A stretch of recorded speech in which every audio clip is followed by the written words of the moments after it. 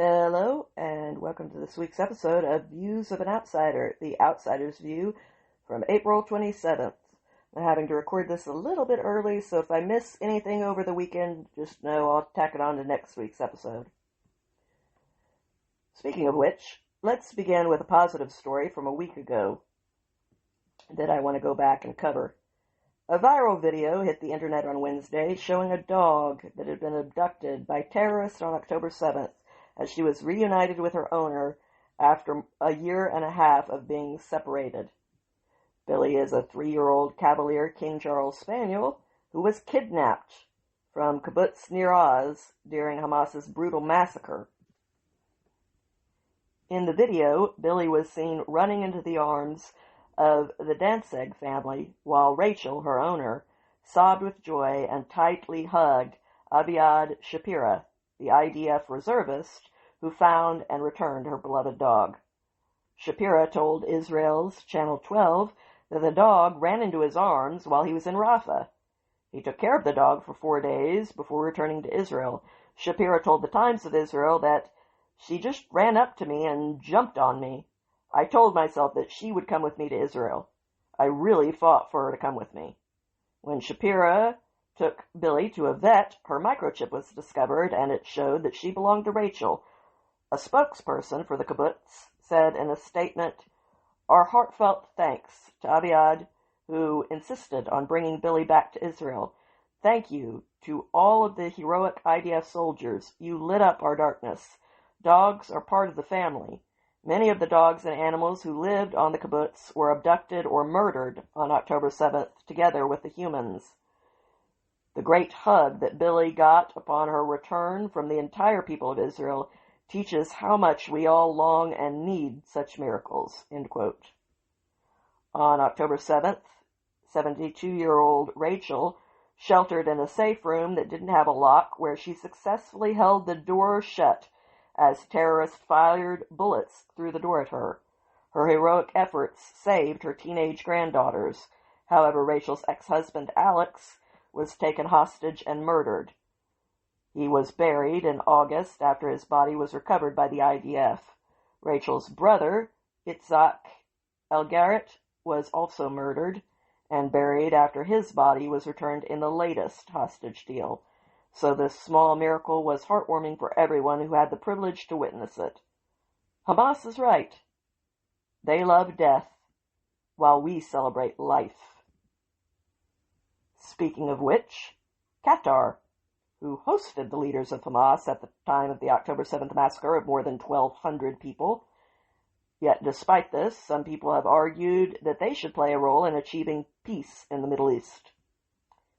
Now, the Qatari Deputy Prime Minister and Defense Affairs Minister posted this on X last week, which should clear things up. Quote, "We are all Hamas. O Al-Quds, revolt and commemorate Al-Qassam." The Qatari minister quickly deleted the post, along with other posts endorsing Hamas, in an attempt to erase his history of open support for the terrorist group. The Middle East Media Research Institute reported that, quote, "Over the years, Al-Thani posted messages in which he supported Hamas, incited against Israel. He also called to increase Qatar's influence on decision-makers in the U.S. So, are you people still going to say that these politicians are someone who will be helpful in achieving peace in the region? Because I think their only role is going to come in the form of helping to start the next 6th Gazan war, where thousands of more people will die. So I'd like to ask you, how long do we want to keep rinsing and repeating this century-long dance? But let's turn our attention to the United States and its policy in the Middle East. I want to start by saying right off the bat that I really like J.D. Vance as a person. But he is very, very wrong about Iran. And I feel obligated to say for the record that if Trump listens to him, America will pay dearly for it in the future. Iran's regime is a brutal, dictatorship that has open aspirations of launching a bloody worldwide religious crusade.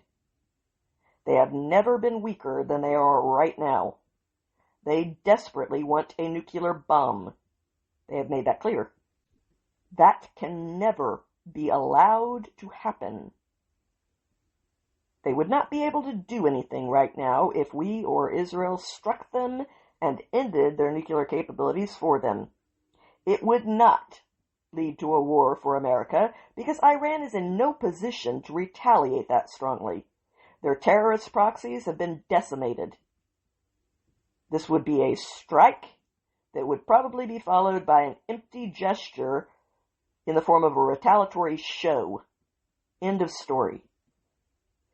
If this administration decides to go the route of pursuing diplomacy with this particular enemy, they will no doubt temporarily play nice and bide their time while they rebuild. Mr. President, you won't be in power forever. And when we are eventually under a weak leader once again, Iran will be strong once more, and under that future weak leader, they will get the bomb. And once they have it, they will terrorize the world in the same way that they have terrorized and colonized and destabilized the Middle East. Don't do that to us, Mr. President. I like JD. I admire his story. But I beg you, President Trump, think about America after your presidency has ended. Think about the long term. And don't listen to Vance on this one. He is wrong. And we, the American people, will pay dearly for his miscalculation. Strike them now and end the threat of a nuclear Iran while we can. Ensure the safety of the country that you love for your grandchildren's lifetime. I don't know how to be any more clear than that. In other news, last Friday, the Justice Department announced that a 19-year-old college student had been arrested for allegedly setting fire to 2 Cybertrucks using homemade Molotov cocktails at a Tesla center in Kansas City. Owen McIntyre has now been charged with 1 count of unlawful possession of an unregistered destructive device and 1 count of malicious damage by fire of property used in interstate commerce. Hopefully domestic terrorism will be added to that. Using surveillance footage and cell phone data, the FBI was able to identify McIntyre, who attends college in Boston, as the man who had committed the arson. Our Attorney General, Pam Bondi, said, "Let me be extremely clear to anyone who still wants to firebomb a Tesla property. You will not evade us. You will be arrested. You will be prosecuted. You will spend decades behind bars. It is not worth it." You know, Democrats, unless you want all of your next generation of voters to end up behind bars for the next several election cycles, and then even after that they will be barred from voting ever again as felons, then you might want to start publicly condemning the violence, even though you love it. Just from a survival standpoint, that would be the wise thing to do. Otherwise, you may end up with no voters pretty soon.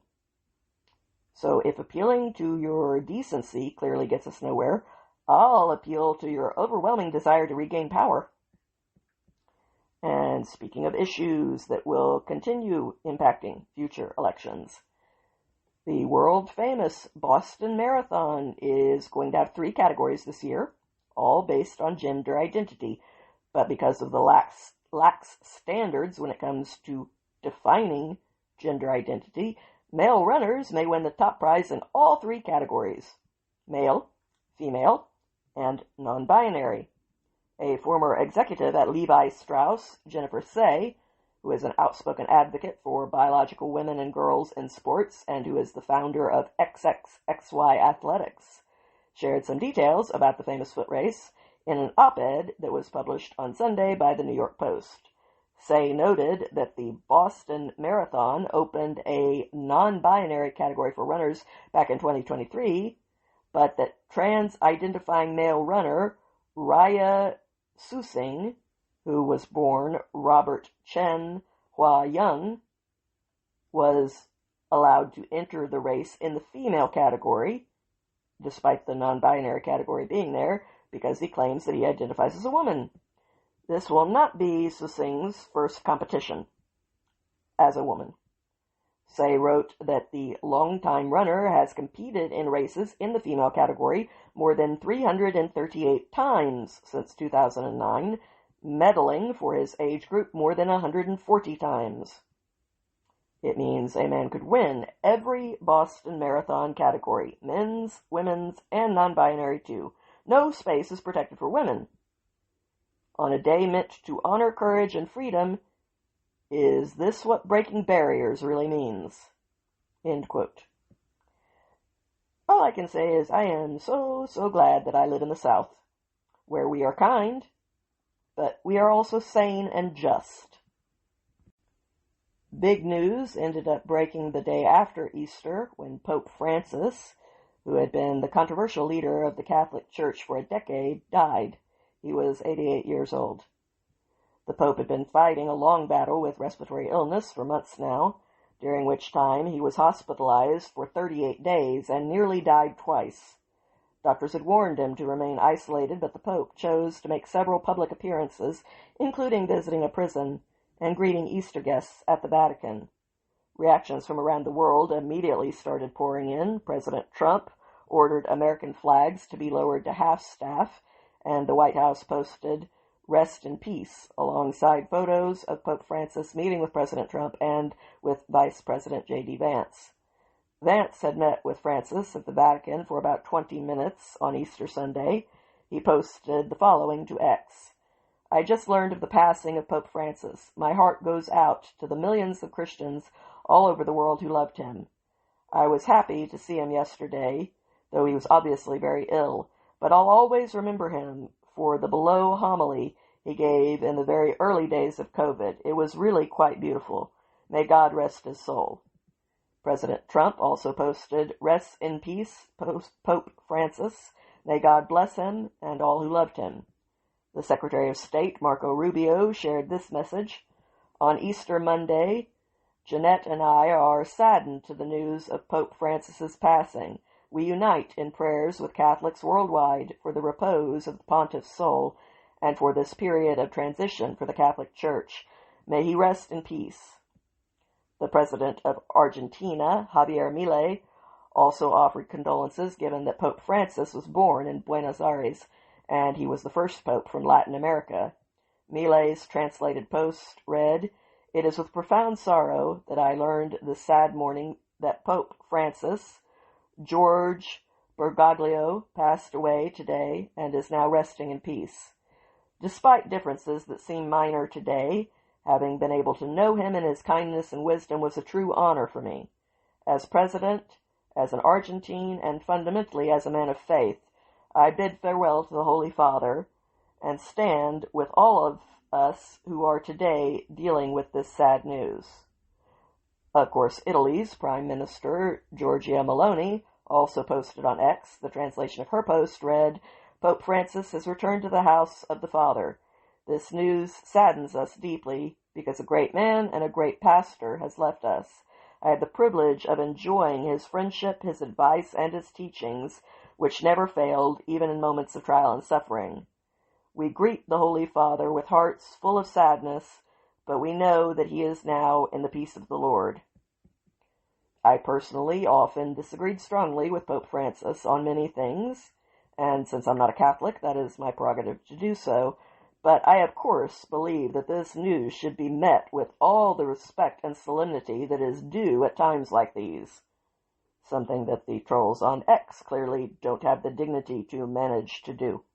So I will ignore them, as they should be ignored by everyone, and just say that I'm also very curious to see what happens next when it comes to choosing the next pope. We certainly live in interesting times. Returning to the news here in the United States, several videos went viral.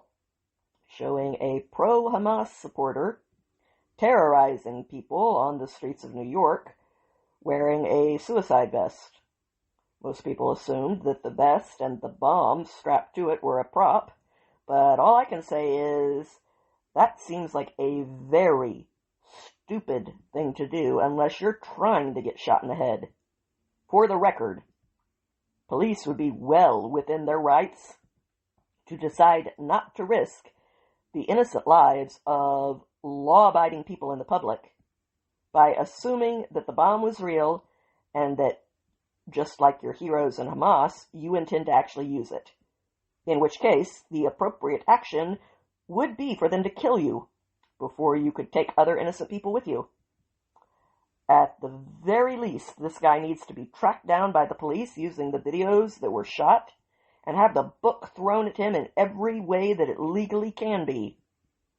And I cannot put into words how strongly I would discourage other people from repeating this stunt. Because one of two things is going to happen if you do. Either the protester wearing the fake suicide vest is going to get shot, which will be 100% on them. Or a terrorist is going to do the same thing, and people are going to assume it's a fake when it's not, and he's going to blow up a lot of innocent people, and that will also be on the protesters who provided the necessary cover for that situation to take place. Either way, I will be holding you responsible for any bloodshed that happens. Grow up and get whatever therapy you need in order to regain your grip on reality. In world news, China threatened to take countermeasures against any country that makes any trade deals with the United States at the expense of China's interests. So, one question, China. Why is anyone supposed to care about China's interest when China cares about no one else's interests and steals their intellectual property? China's warning to the nations around the globe who trade with the United States did not succeed in halting the negotiations on trade and tariffs that hundreds of countries had requested from the Trump administration. Prime Minister Narendra Modi of India, one of China's biggest economic adversaries, met with Vice President Vance this week in New Delhi, where the two discussed a bilateral trade deal. A spokesperson for the Chinese Military of Commerce said that it should be pointed out in particular that China firmly opposes any party reaching a deal at the expense of China's interest. If this happens, China will never accept it and will resolutely take countermeasures in a reciprocal manner. China is determined and capable of safeguarding its own rights and interests. Appeasement cannot bring peace, and compromise cannot be respected. Such typical big talk from a group of very little men who may be tyrants to their own people, but who will get no respect from the larger birds of prey out in the world. But, you do whatever makes you feel big enough to fill your britches. I admit that you can harm us and other countries, but each of us can harm you too. So it's in everybody's interest to play nice. Meanwhile, here in America, Congressman Jamie Ratkin, a Democrat of Maryland, apparently saw China's approach of issuing threats as a strategy that Democrats should duplicate. He issued a warning to El Salvador's President Bukele and other foreign leaders, threatening that when Democrats return to power, they will not look kindly on anyone who has cooperated with the current president of this country. So I guess the whole world is just supposed to hit pause for 4 years in order to make some irrelevant politician that no one has ever heard of before happy? But more importantly, when you're back in power, Congressman? At 20% approval ratings, don't you mean if? Because it's going to take quite a pivot from your party for me to ever vote for you again. And you've shown no signs of moderating so far. And this tyrannical streak doesn't go over well with me at all, little man. So be warned. My memory is very, very long. And I'll use it to do everything in my power to remind other people who you really are and the threats that you made. If we ever bother noticing you again at all, that is. Monday continued to be a busy news day. CBS News reported that Delta Airlines Flight 1213, an Airbus 330, was preparing for departure around 11:15 in the morning, taking the quick flight from Orlando International Airport to Atlanta. They had just pushed back from the gate when one of the engines burst into flames. According to the airline, there were 282 passengers, 10 flight crew, and 2 pilots aboard. They were all forced to evacuate via the emergency slide. The airline industry has been doing so well since they decided to focus on social culture war issues instead of, flying safely. Just a thought. Anyway, we'll wrap up Monday's news with a humorous story. The National Republican Congressional Committee announced that it would cover the travel costs for any House Democrat who wishes to visit Kilmar Abrego Garcia in El Salvador amid his wrongful deportation lawsuit, but they had one condition. Before we get to that, as previously discussed, Mr. Garcia has been living illegally in our country, where it was determined that he was credibly a member of MS-13 by 2 different courts. He is also involved in crimes that were documented in several police reports, and his wife has accused him of repeatedly beating her on multiple occasions, and even had to file a restraining order against him. Nevertheless, Democrats chose to make this man their poster boy and their main cause, while also ignoring American citizens in their districts. So the NRCC made this offer. Quote, "The NRCC is offering to pick up the tab for any House Democrats eager to hang out with their new poster child in El Salvador, a confirmed illegal immigrant, MS-13 gang member, and alleged domestic abuser. We just have one condition. Live stream the whole thing. Snap plenty of selfies with your MS-13 buddies, the same violent criminals you're trying to re-import into American neighborhoods to rape, kill, and terrorize law-abiding citizens. If out-of-touch House Democrats are so desperate to cozy up to violent gang members, the least they can do is let America watch the show. We'll pay for the plane tickets. They just can't forget to smile for the camera while they sell out their constituents." End quote. P.S. They're just voicing the sentiment that most Americans feel right now. So Democrats might want to remember who casts votes in this country and who doesn't, since you clearly can't remember who you work for and who you don't represent. Hint: Mr. Garcia isn't a voter and never will be because he's not an American. Edon Alexander, on the other hand, is both an American and a voter. So maybe you should make Hamas quit torturing him and check on the people whose problems actually are your responsibility. Think about it. You'll get there eventually. Maybe. Kinda doubtful, but there's always hope. Speaking of crimes, on Thursday, law enforcement announced that they had arrested a 19-year-old man for arson related to the massive fire that burned down thousands of acres in New Jersey earlier this week. The Ocean County Prosecutor's Office charged Joseph Kling on Wednesday with aggravated arson with the purpose of destroying the forest.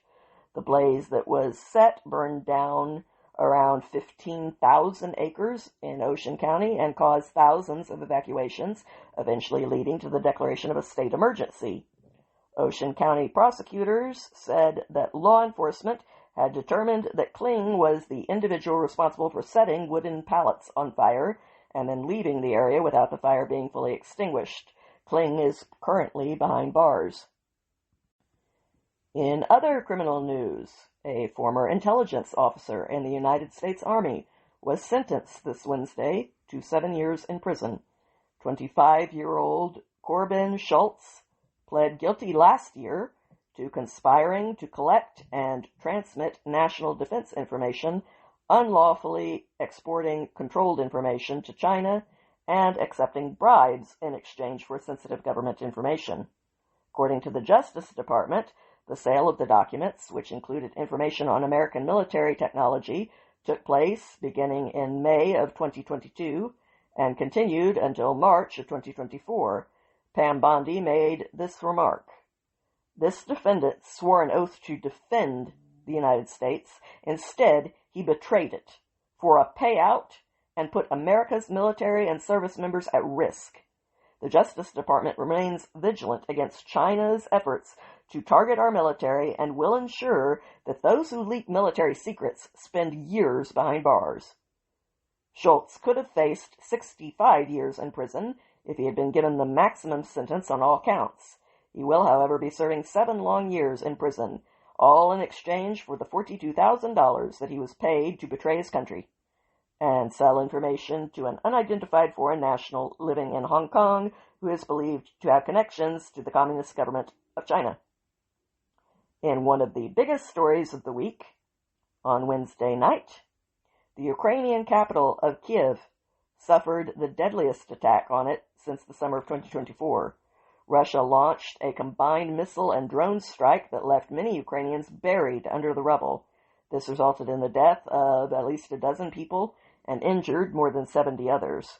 Reuters reported that the State Emergency Service had posted this on Telegram. The search is continuing for people under rubble. Mobile telephones are heard ringing beneath rubble. The search will continue until it becomes clear that they've got everyone. The mayor of Kiev, I'm going to butcher your name, I apologize, Vitaly Klitschko, the former heavyweight boxing champion of the world, said that 6 children and a pregnant woman were injured in the attack. Friday then saw more attacks that killed at least 8 more people. Before the attacks, the White House had sounded optimistic about reaching a peace deal, but after Russia's attack on Thursday, the president appeared much less positive about the future. Ukraine's President, Vladimir Zelensky, has agreed to sign a minerals deal, and last month he said that Ukraine would agree to a full ceasefire in order to set up peace negotiations, but all that Moscow has agreed to was a 30-day pause in attacks and only against energy infrastructure. Steve Witkoff had arrived in Russia on Friday morning to push for peace, right as Ukraine was being hit with the second series of deadly airstrikes. A top Russian general was also assassinated in a car bomb near Moscow that day. Trump had said on Thursday that he was not happy with Russian strikes against Ukraine and urged President Vladimir Putin to stop the attacks. But he was ignored, given that after those comments, Ukraine was hit with another wave of drone attacks. It does appear like Witkoff is not experienced enough to handle these issues, and it might be time to make a change. Back at home, an illegal alien who has been deported twice before, and who then killed a young couple in a drunk driving accident, was about to be released from his California prison more than 6 years ahead of schedule. Oscar Eduardo Ortega Anguanio of Mexico was sentenced to 10 years in prison after he killed Anya Verfolmeyev and Nikolai Osokin in a drunk driving accident in Orange County back in November of 2021.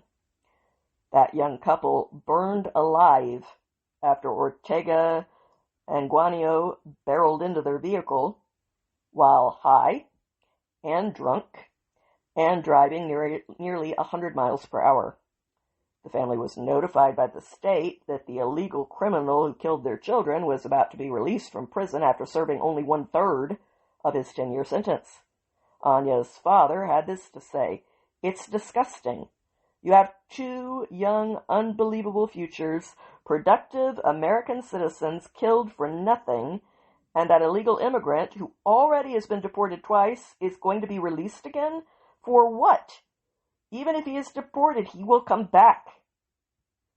ICE placed an immigration detainer on the illegal convict, and after the story resulted in a public backlash, Governor Newsom's press office announced that the state will be honoring the request from ICE, posting on X. After being deported in 2013, this individual unlawfully re-entered the U.S. and committed heinous crimes. CDCR will again cooperate with ICE, as they have with 10,000 plus inmates, to transfer him before release. Ortega and Guanio will now face federal charges from the Department of Justice for having illegally re-entered the United States after he was deported. The U.S. Attorney General for the Central District of California posted on X, "My office has filed a felony immigration charge against this defendant. He faces up to 20 years in federal prison if convicted for 8 U.S.C. 1326. If the state of California will not seek the full measure of justice against this individual, the Department of Justice will." Pam Bondi also chimed in on X saying, "This is absolutely inconceivable. What about justice for these teens? What about the rights of their parents?" She added that the DOJ will work with ICE to make sure this illegal alien receives full punishment for his crimes. Now, among our own young people, Yale University decided to celebrate Holocaust Remembrance Day this week by setting up checkpoints on their campus in order to segregate Jews from being allowed to have access to certain parts of the campus that they are paying to attend. They also threw water bottles at those Jews. On Holocaust Remembrance Day, the politically correct, tolerant people full of so much empathy for the historically oppressed. Your parents did not raise you anywhere near well. If only they had taught you some basic history, or had given you a moral compass that actually worked, or maybe even both, you might not be behaving like a bunch of bigots. Instead, you did act like a bunch of bigots and chanted about our martyrs, chants that were clearly scripted by foreign Islamic extremists, since that is not the typical language that is native or organic here in the United States. But that language does map perfectly onto the rhetoric of Hamas. So stop being used like a bunch of mindless Stepford drones and go to class. Unless you're not a citizen of my country, in which case, if as a non-citizen, while here, you are barring my Jewish neighbors and friends from going anywhere in violation of the protections that are afforded to them by the Civil Rights Act, then get the hell out of my country, because you're not welcome here.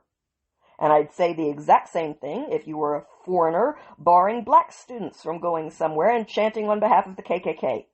We are not obligated to import bad people here to rabble-rouse and engage in criminal acts of discrimination.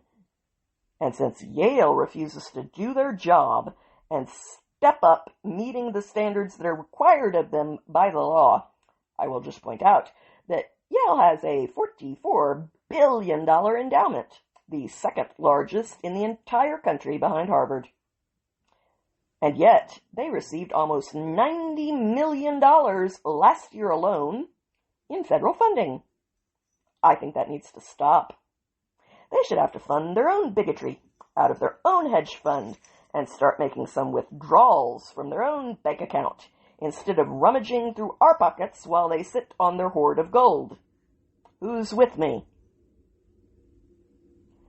And speaking of disgusting radicals gone awry, on Friday, Luigi Mangione, who shot Brian Thompson to death in the back in December, pled not guilty in federal court, where he wore a prison jumpsuit and was shackled at the wrists and ankles, as was fitting treatment given his cowardly crime.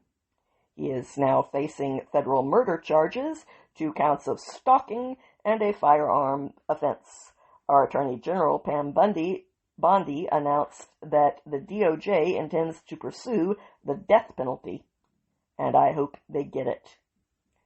Luigi had never once been harmed by United Healthcare, and I think it's revolting that he claims to have committed this vile act in the name of people like me, who actually do have serious health problems and regularly spend large chunks of our lives arguing with insurance companies, and yet we still manage not to shoot anybody. Shocking. So go be somebody else's hero, you preppy little trust fund brat, because you sure as hell aren't mine. You did what you did because you're a lost little radical who wanted to act on your own bloodthirsty impulses. You didn't do this for anyone else. You did it for you, and I hope you get what's coming to you.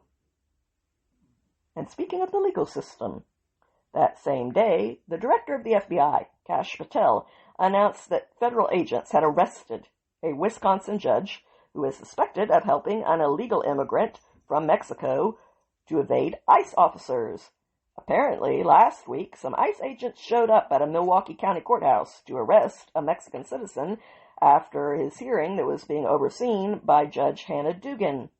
The Milwaukee Journal-Sentinel reported that Judge Dugan directed ICE agents to wait in Judge Ashley's office and then told the defendant to exit the courtroom through the side door.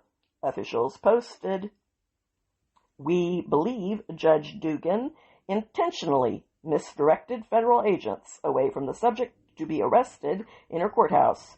Eduardo Flores Ruiz allowing the subject, an illegal alien, to evade arrest. Thankfully, our agents chased down the perp on foot, and he's been in custody since. But the judge's obstruction created increased danger to the public." End quote. Now, just like everyone else in this equal country, she will be held accountable for her decision to commit a crime. And Judge Dugan was not the only judge who had a bad week. The previous day, federal agents arrested a former New Mexico Democrat judge and his wife after they were accused of harboring a suspected member of Tren de Aragua at their home. 67-year-old Judge Jose Joel Cano and his wife Nancy were taken into custody by ICE at their home. Both are charged with tampering with evidence. The couple is currently in custody at the Donna Ana County Jail. Cano had resigned from his judgeship earlier this week and was banned by the New Mexico Supreme Court from ever holding any judicial office again. The court ordered that Cano, quote, "shall never again hold, become a candidate for, run for, or stand for election in any New Mexico judicial office in the future." Being a judge doesn't mean that you are above the law. You, more than anyone else, have a responsibility to respect and obey the laws of the land and not to act like tiny rulers of your own private kingdoms. You are going to start being made to follow the rules that the rest of us follow, or you are going to pay the price the way the rest of us would, and you will also be replaced by someone who is law-abiding and fit to hold power. Okay? In even more legal news, the Department of Justice stripped UNRWA of their immunity from prosecution over their participation as part of Hamas in committing the October 7th massacre of more than 1,200 people. That decision now allows the billion-dollar lawsuit that was filed by the families of the victims of October 7th to move forward, and I cheer that on with all of my might. In a letter from the United States Attorney, Southern District of New York, to the U.S. District Judge, Annalisa Torres, regarding the case, a state of Tamar Kadem Saman Tov et al. Versus UNRWA, the letter read, "The complainant in this case accounts atrocious crimes committed by Hamas on October 7th, and its factual allegations taken as true detail how the United Nations Relief and Works Agency for Palestine, UNRWA, played a significant role in those heinous offenses. Previously, the government expressed the view that certain immunities shielded UNRWA from having to answer those allegations in American courts.